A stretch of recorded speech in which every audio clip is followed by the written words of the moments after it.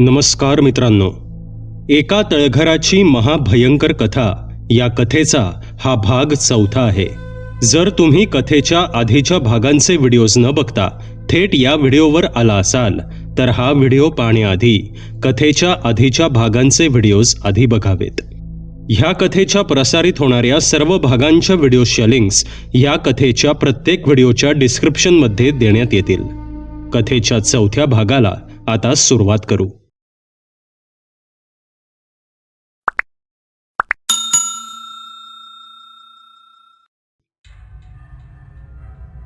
यांचं काय बोलणं सुरू आहे नक्की?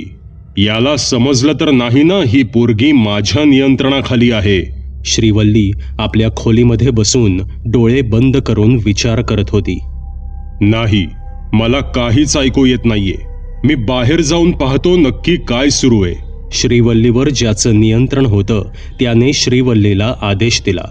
श्रीवल्ली, बाहेर जा आणि काय सुरू आहे ते मला सांग. तो आवाज मेंदूकडे जाताच श्रीवल्ली उठली. तिचे डोळे मोठे आणि पूर्ण काळे झाले होते. यंत्रवत हालचाल करत ती एक एक पाऊल टाकत दरवाजाच्या दिशेनं निघाली. शरीर जरी तिचं होतं तरी त्यावर नियंत्रण मात्र त्याचं होतं, जो कोठीच्या तळघरातून हे सर्व करत होता.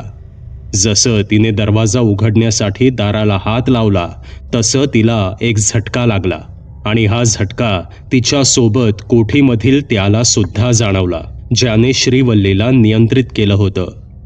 आह! असे ओरडत त्याने हात बाजूला केला. तिच्या शरीरावर आणि मेंदूवर त्याचं नियंत्रण असल्याने तिला होणाऱ्या वेदना आणि संवेदना त्याला सुद्धा जाणवत होत्या. हे काय? हे बंधन? हे नक्कीच त्यानं घातलं असणार. स्वतःला खूप हुशार समजतो ना? थांब, दाखवतो तुला. इतकं बोलून त्याने काही मंत्र श्रीवल्लीच्या तोंडून वधवून घेतले आणि पुन्हा त्या दरवाजाला हात लावला. पण पुन्हा तोच झटका बसला. हा तोच तर नाही जो त्या दिवशी म्हणाला होता, मी येणार आहे पुन्हा. तुझे मालक जागे होण्याची मी वाट पाहत आहे. याची एवढी हिंमत? इकडे पण आला? तळघरातून चिडून तो म्हणाला. हे रक्षा कवच मला स्वतः जाऊन भेदावं लागेल. पण मालकांशिवाय मी या कोठीमधून मुक्त होऊ शकत नाही आणि या पोरीवर नियंत्रण करून माझा काहीही फायदा झाला नाहीये. ठीक आहे, जास्त नाही, फक्त 3 दिवस. त्यानंतर मालक पुन्हा जिवंत होतील आणि आमचं राज्य पुन्हा येईल. कोठीमधील तळघरातून तो म्हणाला. इकडे सुधाकरच्या खोलीमध्ये महादेव, सुधाकर आणि सच्चिदानंद जमिनीवर बसले होते. त्यांच्या मधोमध ते पाण्यानं भरलेलं काचेचं भांडं ठेवलं होतं. आपल्या पिशवीमधून त्यांनी एक काचेचं भांडं काढलं. ते भांडं खूप जुनं आहे असं दिसून येत होतं. त्यावर केलेलं नक्षीकाम सुरेख वाटत होतं. काचेच्या भांड्यातील पाणी त्यांनी काचेच्या भांड्यात काढून घेतलं. माफ करा, पण जर पाणी दुसऱ्या भांड्यात हवं होतं तर मग काचेच्या भांड्यात पाणी का मागवलं? महादेव यांनी आश्चर्याने विचारलं. सच्चिदानंद यांनी त्यांच्याकडे एकदा पाहिलं आणि स्मित करून आपल्या पिशवीमध्ये पुन्हा हात घालत ते म्हणाले. महादेव, अगदी योग्य प्रश्न विचारलात. काचेच्या भांड्यात पाणी मागवलं कारण त्या पाण्यात कुठलीही केमिकल रिॲक्शन होणार नाही आणि पाणी स्थिर आणि शुद्ध राहील. ते पाणी या काचेच्या भांड्यात घेतलं जे शुद्ध आहे आणि त्या पाण्यात मी हे टाकणार आहे असं बोलून त्यांनी त्यांच्याकडील एक छोटी काचेची बाटली दाखवली, ज्यामध्ये हिरवट रंगाचं द्रव्य होतं. ते त्यांनी त्या पाण्यात टाकलं आणि त्यांनी एकमेकांचे हात पकडायला सांगून डोळे बंद केले. त्या भांड्यातून हिरव्या रंगाचा धूर बाहेर पडू लागला. हळूहळू तो धूर वर जाऊन खोलीभर पसरू लागला आणि त्या धुराने त्या खोलीमध्ये त्या तिघांच्या भोवती एक कवच तयार केलं. सच्चिदानंद यांनी काही मंत्र पुटपुटले तसे तिघांच्या डोळ्यासमोर अचानक एक प्रखर प्रकाश चमकला आणि ते पुन्हा कोठीमध्ये पोचले. तसे त्या सगळ्यांना तो दिवस दिसू लागला जेव्हा सुधाकर त्या तळघरात गेले होते. सर्व आता त्यांच्या नजरेसमोर घडत होतं. महादेव आणि सुधाकर यांच्या चेहऱ्यावर भीती, चिंता यांच्या रेषा दिसून येत होत्या. पण सच्चिदानंद समाधी लागल्यासारखे शांतपणे सर्व पाहत होते. जेव्हा सुधाकर यांच्यावर त्या तिघांचा हल्ला झाला होता तेव्हा सच्चिदानंद यांनी वरती उभ्या असलेल्या महादेवकडे पाहिलं आणि मनातून त्याला सूचना दिल्या. महादेव, खाली सुधाकरला तुमची गरज आहे. ती उदी घेऊन खाली जा आणि तिकडे ती उदी त्यांच्यावर फुंका. तसेच ती उदी तुम्ही तुमच्या दोघांच्या कपाळाला लावा आणि सुधाकरला घेऊन बाहेर या आणि हॉस्पिटलमध्ये न्या. सच्चिदानंद यांचा आदेश मिळाला तसं महादेव खाली गेले आणि त्यांनी खाली पाहिलं तर ते काळे आकार सुधाकर यांच्यावर ओणवे पडले होते.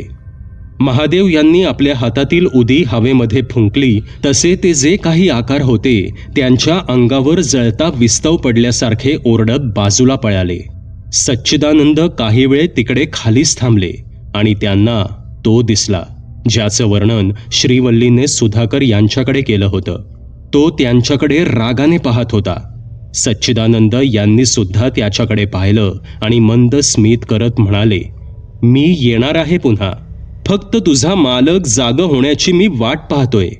इतकं बोलून ते तिकडून निघाले आणि तो फक्त त्यांच्याकडे पाहत राहिला. आता सच्चिदानंद बोलू लागले, महादेव, सुधाकर, हे प्रकरण दिसतं तेवढं सोपं नाहीये. यावेळी जो लढा आहे तो सामान्य शक्तीसोबत नाहीये हे मला माहितीये. आत्ता मी तुम्हाला ज्या काही मागे घडलेल्या घटना दाखवल्या त्या यासाठी की तुम्ही पुन्हा अशी चूक करू नये. त्यावेळी मी ध्यानस्थ होतो म्हणून मला गोष्टी दिसल्या आणि मी मदतीला आलो.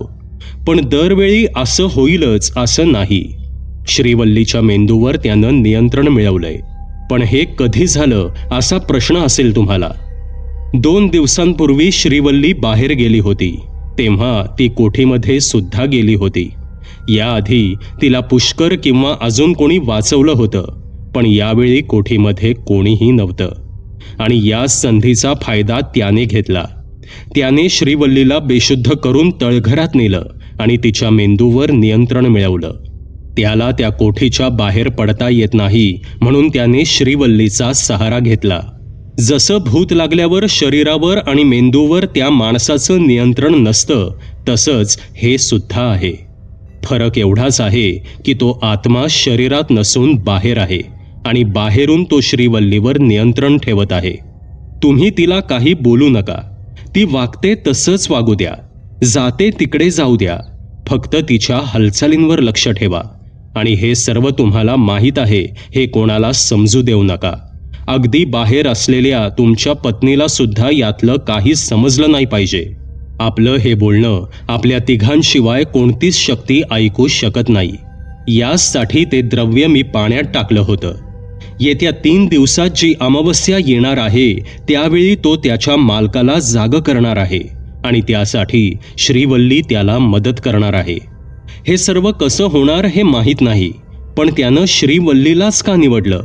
कारण ती कुमारिका आहे आणि तिनेच प्रथम त्या लाकडी पेटीला हात लावला होता. आता श्रीवल्ली त्यांच्यासाठी महत्त्वाची व्यक्ती आहे आणि त्याच्या मालकाचं राज्य प्रस्थापित झालं की त्याचा मालक तिचा उपभोग घेणार का हे सुद्धा माहीत नाही. पण मला माहीत आहे तुम्हाला काळजी वाटत असेल. पण महादेव, माझ्यावर विश्वास ठेवा. तुमचा खूप जीव आहे तुमच्या मुलीवर हे मला माहीत आहे, पण तिला काहीही होणार नाही याची खात्री मी देतो. लक्षात ठेवा, यातील काहीही बाहेर समजता कामा नये. सच्चिदानंद म्हणाले आणि थांबले. पण मी जे पाहिले ते काळे आकार आणि महादेव यांच्या रूपात जे कोणी खाली आलं होतं ते कोण होतं? सुधाकर यांनी विचारलं. ती त्यानेच तयार केलेली पात्रे होती जी तुमच्या मेंदूशी खेळ खेळत होती, तुम्हाला घाबरवत होती. तुम्हाला खाली येण्यापासून रोखण्यासाठी त्याने तयार केलेलं ते जाळं होतं, सच्चिदानंद म्हणाले. आता तो हिरवा धूर हळूहळू हवेत विरून गेला आणि त्या सर्वांनी डोळे उघडले. महादेव भरल्या डोळ्यांनी सच्चिदानंद यांच्याकडे पाहत होते. त्यांनी डोळे मिटून त्यांच्या पुढे हात जोडले. महादेव यांना काय सांगायचे हे सच्चिदानंद यांना समजलं होतं आणि त्यांनी विश्वासाने महादेव यांच्या खांद्यावर हात ठेवला. सुधाकर यांना पुन्हा एकदा सच्चिदानंद यांची प्रचिती आली होती. चला, येतो मी. फक्त जे काही सांगितलं ते लक्षात राहू द्या, सच्चिदानंद म्हणाले आणि खोलीतून बाहेर आले. त्यांना बाहेर आलेलं पाहून शुभांगी आणि वसुधा दोघी उठून उभ्या राहिल्या. चला येतो मी, काही काळजी करू नका, सर्व काही ठीक होईल, ही उदी घ्या. श्रीवल्ली जास्त आक्रमक झाली तर थोडी तिच्या दिशेनं फुंका, इतकं बोलून सच्चिदानंद यांनी एक पूड शुभांगीकडे दिली. हाताने श्रीवल्लीच्या खोलीबाहेरील उदी साफ करून ती उदी तुळशीमध्ये टाकण्याची त्यांनी खूण केली आणि ते निरोप घेऊन निघून गेले. सच्चिदानंद काहीतरी ठरवून सुधाकर यांच्या घरातून निघाले होते. त्यांना काही प्रश्न होते आणि त्या प्रश्नांची उत्तरं त्यांना त्याच जागी मिळणार होती जिकडे या सगळ्याची सुरुवात झाली होती. हॅलो कुमरे, मी सच्चिदानंद बोलतोय, माझं एक काम आहे तुझ्याकडे, इतकं बोलून सच्चिदानंद यांनी गाडी काढली आणि ते निघाले.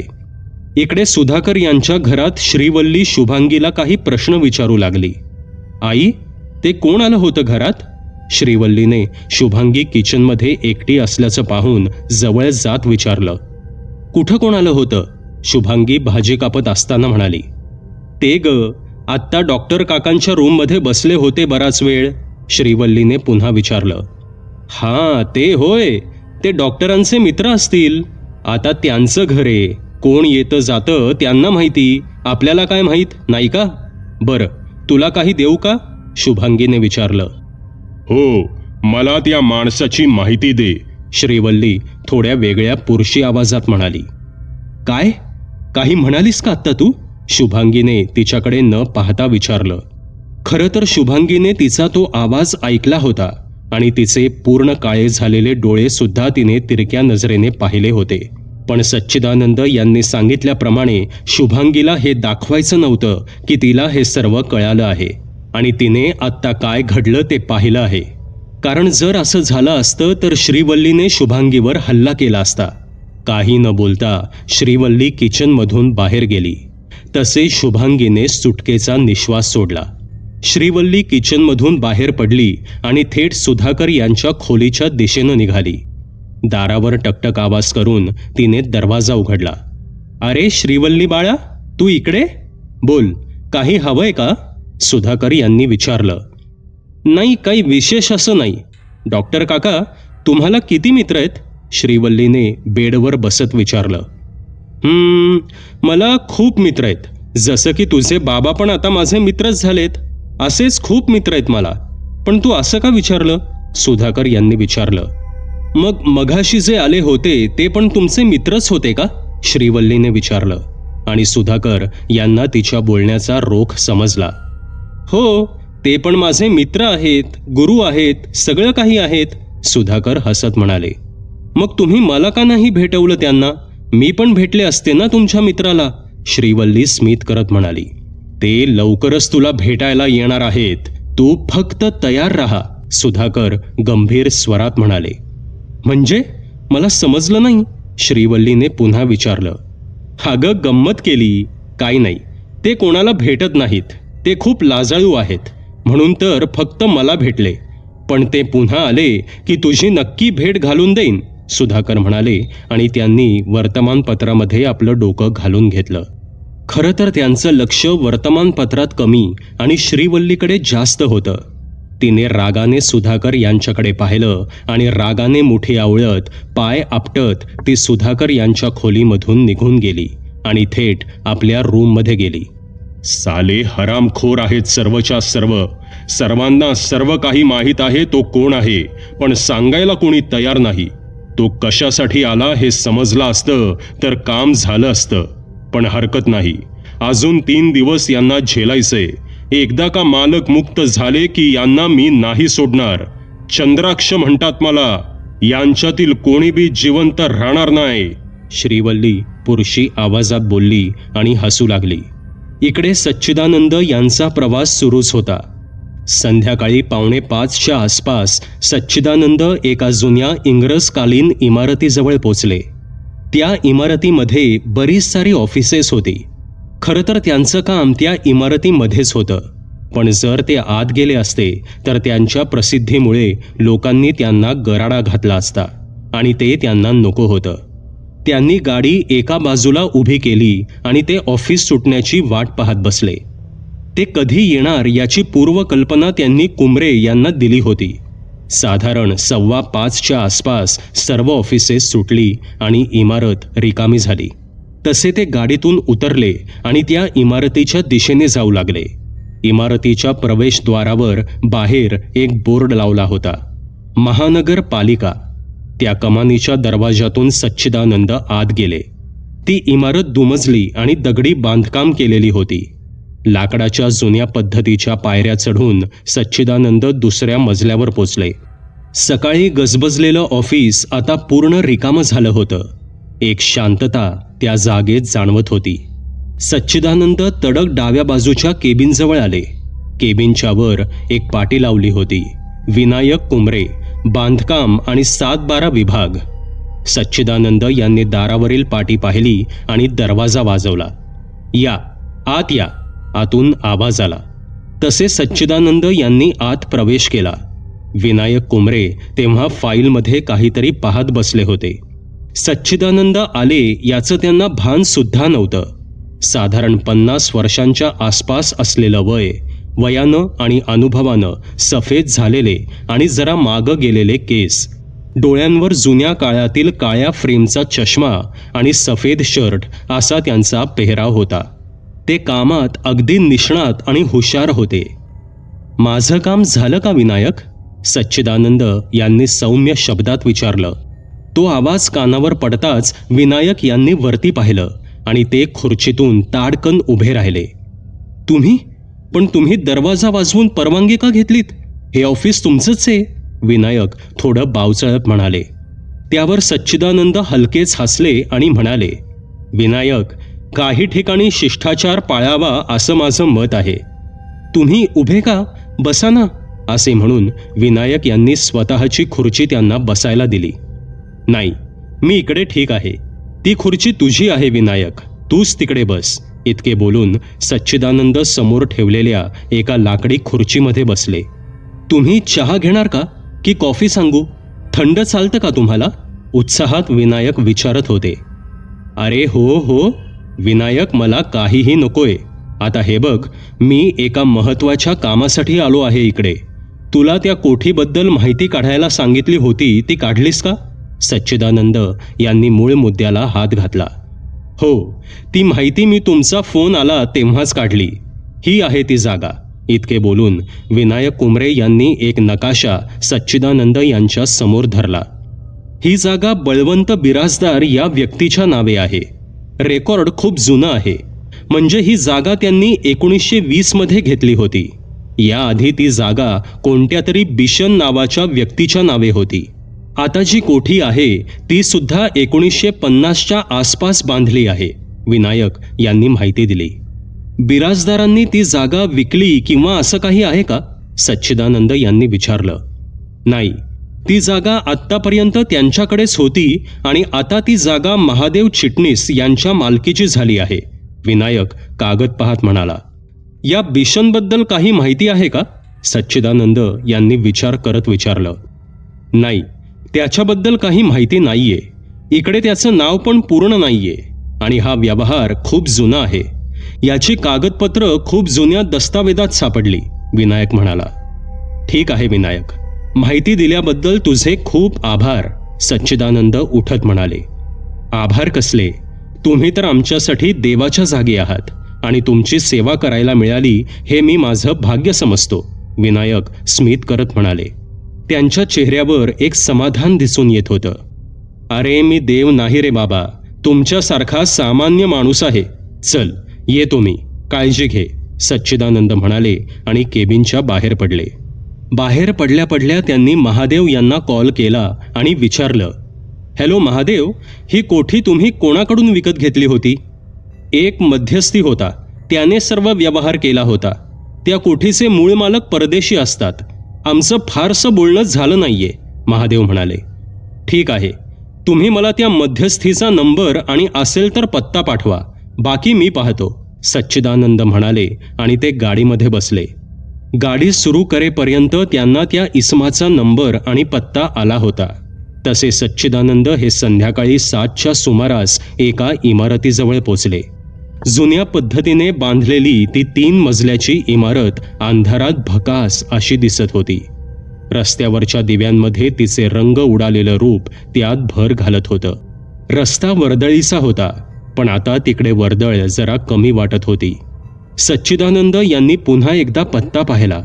त्या इमारतीचं नाव आणि त्यांच्याकडे असलेल्या इमारतीचं नाव एकच असल्याची खात्री झाल्यावर ते आत शिरले. आतमध्ये पिवळ्या दिव्यांच्या प्रकाशात त्यांनी खाली असलेल्या पाट्यांची यादी पाहायला सुरुवात केली. केशवलाल पडवळ, 3रा मजला, खोली नंबर 305. सच्चिदानंद यांना त्यांना हवा तो पत्ता सापडला आणि ते निघाले. जिना जेमतेम 1 माणूस जाईल एवढाच होता. खाली काळ्या गुळगुळीत दगडाच्या पायऱ्या होत्या, किंवा त्या वापरून गुळगुळीत झाल्या होत्या. पिवळ्या रंगाचेच दिवे पूर्ण इमारतीच्या कॉरिडॉरमध्ये लावले होते. सच्चिदानंद 3ऱ्या मजल्यावर पोचले. पूर्ण इमारतीमध्ये कुबट असा वास येत होता. त्यांनी आधी डावीकडे पाहिलं, पण तिकडे त्यांना जे हवं ते ऑफिस नव्हतं. ते उजवीकडे गेले असता 2रं ऑफिस पडवळ यांचं होतं. घरकुल रिअल इस्टेट एजंट असं त्या दारावर लिहिलं होतं. सच्चिदानंद यांनी दरवाजा वाजवला आणि आत प्रवेश केला. ती जागा जरा लहान होती, म्हणजे जेमतेम 2 टेबलं आणि 4 खुर्च्या बसतील एवढीच ती जागा होती. सच्चिदानंद यांना दारात पाहून पडवळ उठले आणि त्यांनी त्यांचं स्वागत केलं आणि म्हणाले, "नमस्कार सर, या ना, बसा. तुम्ही सच्चिदानंद बरोबर ना? मी तुमचीच वाट पाहत बसलो होतो," पडवळ म्हणाले. सच्चिदानंद यांनी पडवळ यांना निरखून पाहिलं. त्यांचं वय साधारण 60च्या आसपास होतं. शरीर थोडं कृश होतं, पण आवाज खणखणीत होता. "माफ करा, म्हणजे मला उशीर तर झाला नाही ना?" सच्चिदानंद म्हणाले. "अहो नाही, उलट सौभाग्य आहे आमचं जे तुम्ही इकडे आलात. काय घेणार तुम्ही? चहा, कॉफी की सरबत सांगू तुमच्यासाठी?" पडवळ यांनी घाईमध्ये विचारलं. "नाही, मला काहीही नकोय. मला फक्त माहिती हवी आहे. महादेव यांना जी कोठी विकली त्याबद्दल तुम्हाला काही माहिती आहे का?" सच्चिदानंद यांनी थेट विषयाला हात घातला. "ती शहराबाहेर जी उभी आहे ती कोठी ना? खरं सांगू का, जागा खरंच खूप चांगली आहे. फक्त ते तळघर नको होतं तिकडे," पडवळ म्हणाले. तसे सच्चिदानंद यांनी चमकून त्यांच्याकडे पाहिलं. "म्हणजे तुम्हाला माहीत आहे तिकडे तळघर आहे?" सच्चिदानंद यांनी आश्चर्याने विचारलं. "हो, आणि म्हणूनच तर ती खोली बंद होती. त्याची चावी पण नाहीये कोणाकडे.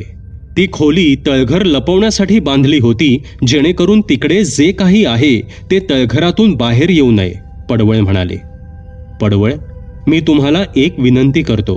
त्या घराबद्दल तुम्हाला जे काही माहीत आहे ते मला सांगा," सच्चिदानंद म्हणाले. "अहो, विनंती नका करू. तुमच्यासारख्या सत्पुरुषाने माझ्यासारख्या माणसाकडे विनंती केली तर ते बरं नाही वाटणार. सांगतो मी सर्व."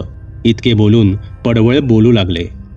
ती कोठी बिराजदार कोठी म्हणून ओळखली जात होती, पण तिची खरी ओळख काहीतरी वेगळीच होती. तिकडे कोणत्या तरी अदृश्य शक्तीचं वास्तव्य आहे असं सांगितलं जात होतं. म्हणजे तशी चर्चा होती, पण बळवंत बिराजदार आजोबांचा यावर विश्वास नव्हता आणि त्यांनी ती जागा विकत घेतली. कोठी बळवंत आजोबा म्हणजेच बळवंत बिराजदार यांनी 1920 साली घेतलेल्या जमिनीवर उभी होती. साधारण त्या कोठीचं काम 1950 मध्ये सुरू झालं होतं. जयवंत रामचरण बिराजदार माझा जवळचा मित्र. प्रेमाने आम्ही त्याला जय म्हणायचो. त्याची माझी चांगली मैत्री होती, एवढी की लोकांना आम्ही सख्खे भाऊच वाटायचो. जयच्या वडिलांनी ते घर खूप प्रेमानं तयार केलं होतं. खाली 3 आणि वरती 2 अशा प्रशस्त खोल्या त्यांनी बांधल्या होत्या. त्यांनी त्या घराला एक तळघर सुद्धा बांधलं होतं. ते तळघर मुख्य दरवाजापासून ते कोठीच्या मागच्या भिंती एवढं मोठं होतं. खरं तर एवढं मोठं तळघर मी तरी कधी पाहिलं नव्हतं. त्या तळघरात बळवंत बिराजदार आजोबांनी काहीतरी ठेवलं होतं. तिकडे जाण्याची परवानगी जयच्या वडिलांना सुद्धा नव्हती. ज्या खोलीमध्ये त्या तळघराचं दार होतं ती खोली बंद असायची आणि त्याची चावी फक्त बळवंत बिराजदार आजोबांकडेच असायची. माझं तिकडे नेहमीच येणं जाणं असायचं. काही दिवसांपासून बळवंत आजोबा जरा विचित्र वागू लागले होते. अचानक दचकायचे, कोणाला तरी हातवारे करून जवळ येऊ नका असे इशारे करायचे, शून्यात नजर लावून बसायचे, जोर जोरात ओरडायचे आणि एकच वाक्य बोलायचे, मी नाही येणार तुझ्यासोबत, नाही, मी नाही येणार तुझ्यासोबत. 1-2 वेळा ते घरातून पळून सुद्धा गेले होते. त्यांचं म्हणणं होतं की कोणीतरी त्यांना तळघरात बोलवतं, पण कोण हे मात्र सांगायला ते तयार नव्हते. कदाचित आजी गेल्याने आजोबांच्या डोक्यावर परिणाम झाला असेल असं सर्वांना वाटलं. असेच 3 महिने गेले आणि एक दिवस त्या घरातून रडण्याचे आवाज येऊ लागले. बळवंत आजोबांनी गळफास लावून त्याच खोलीमध्ये आत्महत्या केली होती जिकडे ते तळघर होतं. आजोबांच्या निधनानंतर त्या घरात अनेक वेळा रात्री जमीन खरवडल्याचे, रडण्याचे, कोणीतरी हाक मारल्याचे आवाज येऊ लागले. एवढंच कमी होतं की काय, पण नंतर त्या घरात कोणाची तरी सावली दिसू लागली होती. हळूहळू जयला सुद्धा तसेच भास होऊ लागले जसे त्याच्या आजोबांना होत होते. कोणतरी माणूस होता ज्याने काळी कफनी घातली होती, लांब केस, लांब दाढी, रुंद कपाळ. त्याला डोळे असे नाहीत, त्याच्या जागी रिकाम्या खोबण्या आहेत. त्याची डावीकडील बाजू जळाली गेली असली पाहिजे, कारण त्याचं शरीर डावीकडे जळालेलं दिसायचं. त्याचे गाल जळून जाऊन आतमधील दातांची पंक्ती दिसायची. हात जळाल्याने त्याचं सडलेलं मांस आणि काही अंशी काळी हाडे दिसून यायची. असं काही त्या माणसाचं वर्णन जयनं केलं होतं, पण त्यालाच हा माणूस का दिसत होता ते माहीत नव्हतं. आजोबांसारखं जयने काही करू नये म्हणून त्याच्या वडिलांनी त्याला गावातील महादेवाच्या मंदिरात नेलं. तिकडे एक आघोरी साधू त्यांना भेटला आणि त्याने जयला त्या संकटातून मुक्त केलं आणि ते तळघर त्यांच्याकडील शक्तीने बंद केलं. त्या आघोरी साधूने ती खोली उघडण्यास मनाई केली आणि जर काही कारणाने खोली उघडायची झालीच तरी तळघराच्या दरवाजाजवळ जाऊ नये अशी त्याने सक्त ताकीद दिली होती. तो आघोरी खूप विचित्र होता. लांब जटा, दाढी मिशी, रक्तासारखे लाल डोळे, तरतरीत सरळ नाक, पिळदार शरीर, कपाळावर हळदीचा मळवट आणि त्यामध्ये एक मोठं गोल कुंकू. सर्वांगाला चिताभस्म, कमरेभोवती वाघाचं कातडं आणि हातात त्रिशूल. त्याला पाहून सुद्धा भीती वाटायची आणि मनात असं वाटायचं की साक्षात महादेवच आले आहेत. तो गेला, पण जाताना काहीतरी बोलला. त्यातलं मला थोडं आठवत आहे. समय चक्र पुन्हा फिरवणार, जे गाडलं ते पुन्हा वर येणार, करायला त्याचा नाश, घेऊन यावे लागेल आम्हाला कालपाश, भविष्यात देणार आम्ही त्याला मात, हरवायला त्याला चंद्रशेखर, सोबत असणार शर्भाची साथ. जयचं शिक्षण झालं आणि तो नोकरीसाठी परदेशी गेला. इकडे त्याचे आईबाबा होते तोपर्यंत तो येत होता, पण त्याच्यानंतर त्याने येणं बंद केलं. त्यानेच मला ती कोठी विकण्यासाठी सांगितली, कारण आता त्याला तिकडे राहायचं नव्हतं. खरं तर त्याला इकडे यायचंच नव्हतं. खरं तर माझीच चुकी झाली. मी त्यांना त्या तळघराबद्दल सांगितलं नाही. महादेव यांच्या मुलीबरोबर जे घडलं ते माझ्या कानावर आलं होतं. त्यांनी कदाचित तळघर पुन्हा उघडलं आहे. यावर उपाय लवकर करावा लागेल, अन्यथा आजोबांसारखी त्यांची मुलगी सुद्धा. इतकं बोलून पडवळ थांबले. पडवळ, खरंच खूप महत्वाची माहिती दिलीत तुम्ही. आता मला या गोष्टीच्या मुळाशी स्वतः जावं लागेल, सच्चिदानंद म्हणाले. तुम्हाला राग येणार नसेल तर एक विचारू का? थोडं कचरत पडवळ यांनी विचारलं. अहो विचारा की, त्यात राग कसला? सच्चिदानंद स्मित करत म्हणाले. ते आघोरीने जे काही काव्य केलं त्याचा अर्थ तुम्हाला समजला का? आणि ते चंद्रशेखर आणि शरभ म्हणजे नक्की कोण येणार? पडवळ यांनी विचारलं. सच्चिदानंद त्यांना पाहून हसले आणि म्हणाले, पडवळ, सर्व गोष्टी मला नाही समजत. मी पण तुमच्यासारखा सामान्य माणूस आहे. हो, पण चंद्रशेखर म्हणजे साक्षात देवाधिदेव महादेव आणि शरभ म्हणजे वैकुंठवासी जगतपिता श्रीहरी. आत्ता तरी तुम्हाला एवढंच सांगू शकतो. इतकं बोलून सच्चिदानंद निघाले. सच्चिदानंद यांनी आपली गाडी पडवळ यांच्या ऑफिसवरून सरळ कोठीच्या दिशेने वळवली. हॅलो, मी कोठीकडे जातोय, कोणाला तरी चावी घेऊन पाठवा, सच्चिदानंद यांनी कॉल करून सांगितलं.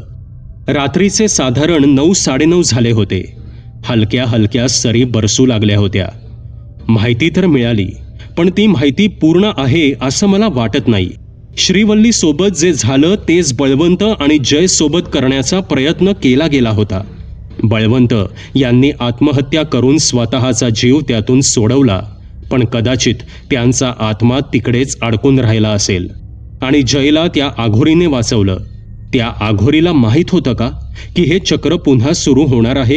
आणि आता यामध्ये हा भीषण कोण? ती जागा कोणाची आणि तिकडे घडलं काय? आणि हा आघोरी कोण? या सर्वांची उत्तरं शोधावी लागणार आहेत. कदाचित मला भूतकाळात जावंच लागणार, त्याशिवाय हा गुंता सुटणार नाही. आज रात्री समाधीला बसावं लागणार. असे असंख्य विचार सच्चिदानंद स्वतःशीच करत गाडी चालवत होते. 25 ते 30 मिनिटांमध्ये ते कोठीजवळ पोचले. पावसाने आता चांगला जोर पकडला होता. संपूर्ण अंधार दाटून आला होता आणि पावसाच्या सरी जोरदार बरसत होत्या. सच्चिदानंद यांनी गाडीचं इंजिन बंद केलं, पण हेडलाईट सुरूच ठेवले. त्यांनी समोर असलेल्या त्या लाकडी दरवाजाचं निरीक्षण केलं आणि एक छोटी विजेरी आणि छत्री घेऊन ते गाडीतून बाहेर आले. पावसासोबत वारा सुद्धा आता वाहू लागला होता. सच्चिदानंद यांनी आपल्या तोंडावर उडालेले पावसाचे शिंतोडे साफ केले आणि ते त्या दरवाजाजवळ गेले. दरवाजाला त्यांनी हात लावला तसे त्यांना एक छोटा झटका लागला. त्यांनी लगेच हात मागे खेचला.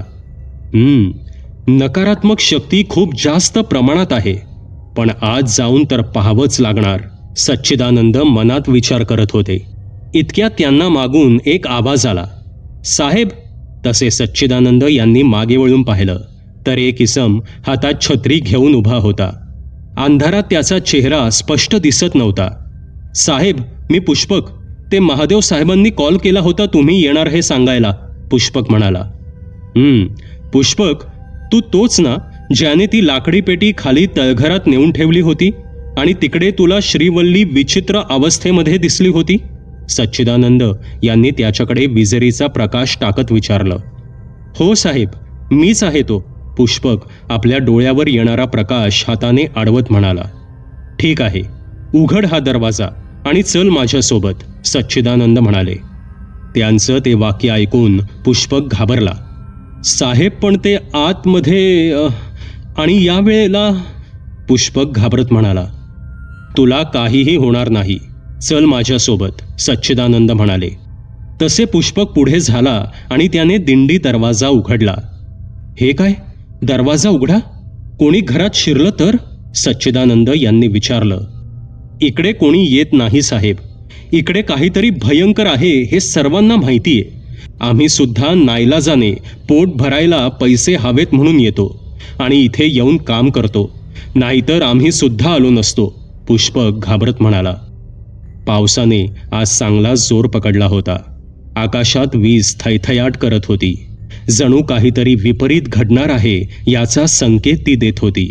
सच्चिदानंद यांच्या समोर तीच कोठी होती जी बळवंत यांच्या मुलाने म्हणजेच रामचंद्रने हौसेने बनवली होती. दुमजली कोठी पूर्ण अंधारात बुडाली होती. पावसाचे टपोरे थेंब छत्रीवर पडून आवाज करत होते. पुष्पक पुढे झाला आणि त्याने बाहेरच्या दिव्याचं बटन सुरू करून पाहिलं, पण त्याचा काही उपयोग झाला नाही. दिवा लागला नाही. तो तसाच पळत पुन्हा सच्चिदानंद यांच्याकडे आला. साहेब, ते पावसामुळे वीज गेलीये, पुष्कर सच्चिदानंद यांच्याकडे पाहत म्हणाला.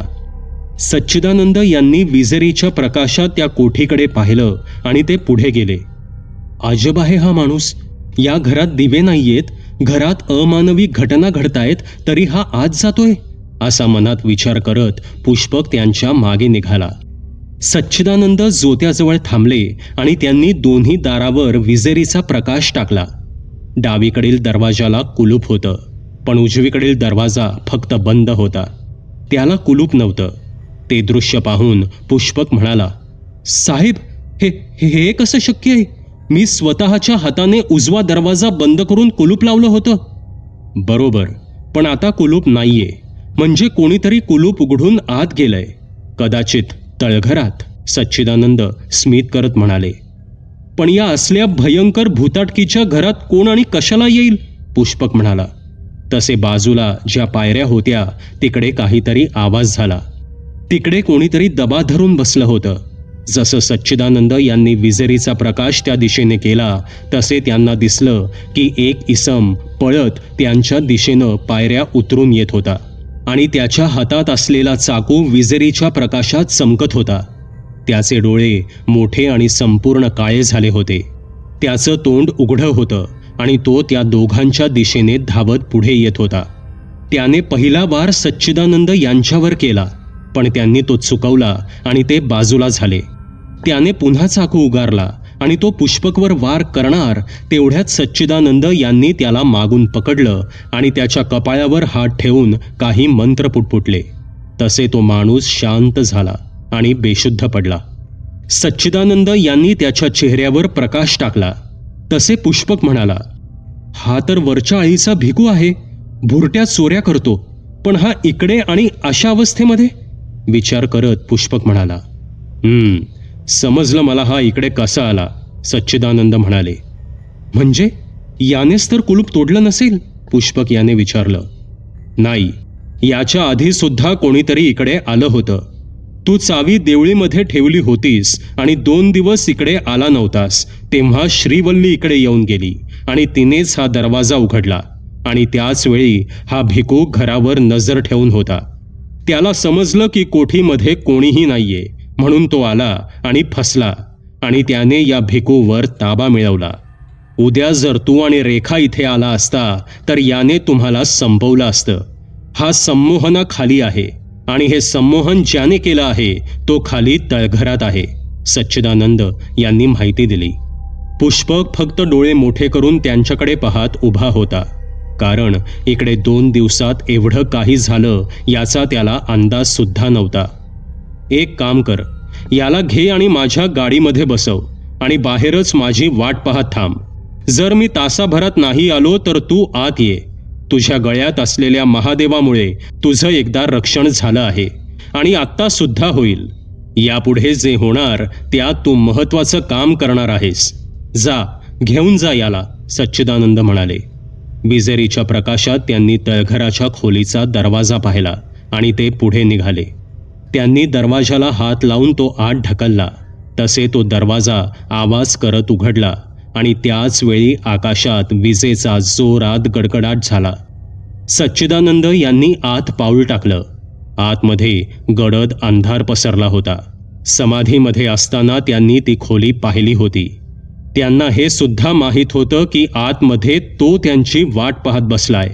सच्चिदानंद विजेरीच्या प्रकाशात त्या अंधारलेल्या खोलीमध्ये पुढे पुढे जाऊ लागले. एका कोपऱ्यात त्यांना तो तळघराकडे जाणारा रस्ता दिसला. त्यांच्यापासून काही पावलांचं अंतर पार करून ते दरवाजाजवळ पोचले. वारा आणि पावसामुळे होणाऱ्या भीतीदायक आवाजामुळे सच्चिदानंद यांच्या जागी दुसरं कोणी असतं तर त्याची कोठीत जायची हिंमतच झाली नसती.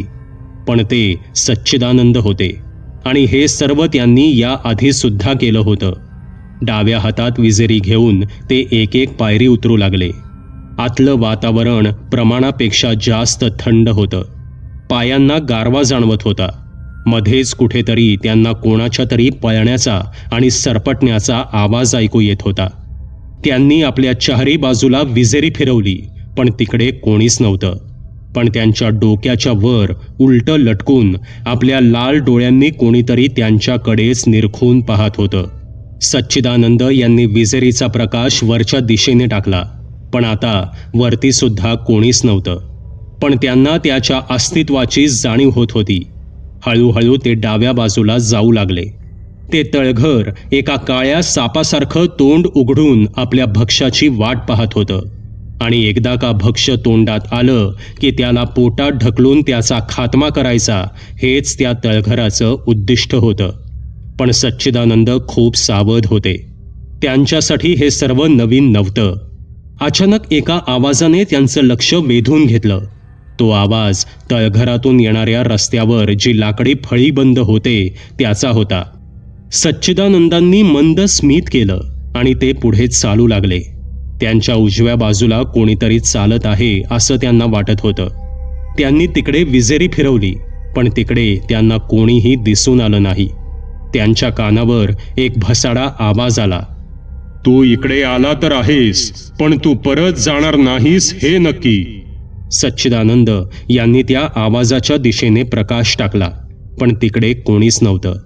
तसे पुन्हा एक किन्नरी हास्य त्यांच्या कानावर पडलं आणि कोणाच्या तरी चालण्याचा आणि सरपटण्याचा आवाज त्यांना त्यांच्या मागून येऊ लागला. एका विशिष्ट गोष्टीच्या शोधात आलेल्या सच्चिदानंद यांना मात्र कसलाच फरक पडत नव्हता. त्यांना तळघराच्या शेवटाला तीच लाकडी पेटी दिसली. तसे ते त्या दिशेने जाऊ लागले. ते जात असताना अचानक त्यांच्या मागे धप असा आवाज झाला. त्यांच्या मागे काहीतरी काळ्या रंगाचं उभं होतं.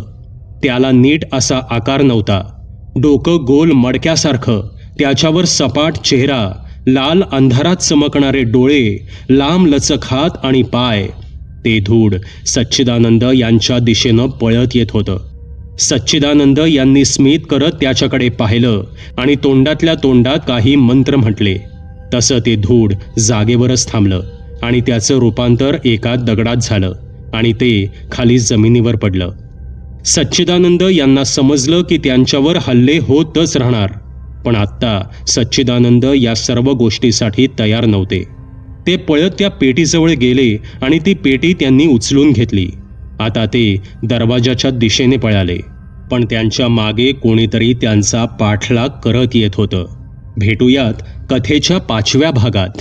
सबस्क्राईब करा एटी स्टोरी टेलर चॅनलला आणि बेल आयकन दाबून ऑलवर क्लिक करा आमचे व्हिडिओज सगळ्यात आधी बघण्यासाठी.